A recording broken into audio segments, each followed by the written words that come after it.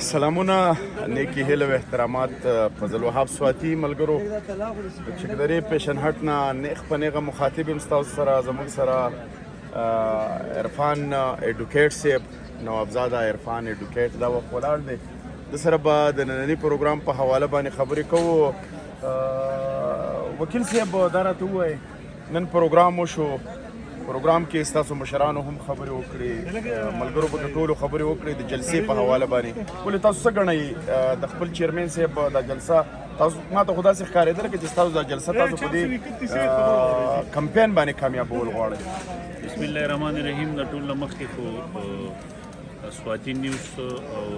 سواتی صاحب ستاسو ډېر زیات مشکور یو چې تاسو دلته راغلی او د پروګرام نه لوی کوریج ورکړو بیا موږ له دوه څلورو خبرو موقع راکړه څنګه چې تاسو سوال وکړو زه به دا ووایم چې د تېرو 10-12 کالو نه د پاکستان پیپلز پارټۍ ورکران چې دي نو هغه د یو مایوسۍ مخ و مایوسي په دې شکل کې وه چې پاکستان پیپلز پارټي چې دی نو دا په اپوزیشن کې ناسته وه او د ورکر دپاره په اپوزیشن کې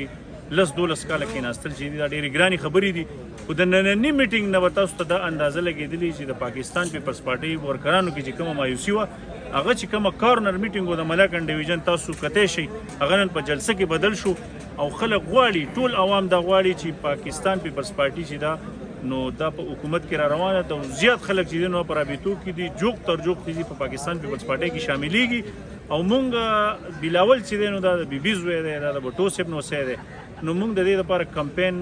نه کوو او ان شاء الله تعالی تاسو به په 17 تاریخ باندې په سواد کې وګورئ چې دا خلک به د دیدار لپاره راځي او دومره عزوي مشانه جلسه به ان شاء الله تعالی د ملاکنډ ډیویژن په تاریخ کې دا وکیل صاحب دا راته ووایه 2018 نه مخکې دغه شان یو لهر د پی ټی آی په حق کې هم چلیدو بیا هغوی الکټیبل راوسته بیا په پیراشوټ باندې کسان راله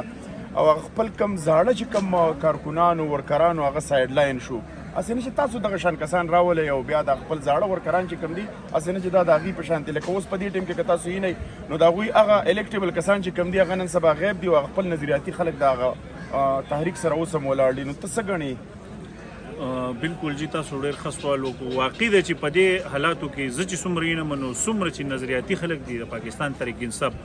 د یو سخت وخت سره مخامخ دي څومره چې الکټیبلز دي نو د هغو کوشش دا روان دی چې څوک بلو پارټو ته وتښتېده چا پریس کانفرنس یې وکړې څوک ځان له نوې پارټیانې جوړوي خو د پاکستان پیپلز پارټۍ که تاسو عین او منشور وګورئ او د دې تاریخ وګورئ نو په دې کې د ټول نه زیات دغه چې دی عزت هغه د ورکري په دې کې د الکټیبل هېڅ عزت نشته او که پاکستان پیپلز پارټۍ په دې ملاکنډ ډیویژن کې په صوبه کې ټیک ټاک فیصلې وکړې او ټیک ټاک خلکو له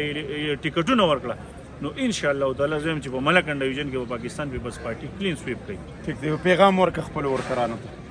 په دې موقع باندې زه خپل ورکرانو ته دا پیغام ورکوم چې ټیک د 9 کاله 12 کاله په پاکستان پیپلز پارټي په اپوزیشن کې پاتې شوی وه خو بیا هم د پاکستان پیپلز پارټي ورکرانو زه خراجدسین او سلام پیش کوم چې په دومره سخت وخت کې هغه د پاکستان پیپلز پارټي نه په هېڅ قسمه مفادو باندې ونه تښتېده د نوکریانو پورې او د ارسه پورې د مفاده پورې خو د پاکستان پیپلز پارټي ورکر چې دی هغه د مفادو سیاست نه کوي هغه ټیک ټاک د بټو سپایي دی او زما ورته دا پیغام دی چې ان شاء الله تعالی په دې ملک کې چې دی کوم حالات چې تاسو ګورئ ورځ په ورځ په پاکستان پیپلز پارټي کې مینېګان ایم پی ایګان که تاسو پنجاب ګورئ سین خو زمونږ ګړ دی د خدای پاک شکر دی خو پنجاب کې چې تاسو کوم صورتحال وینئ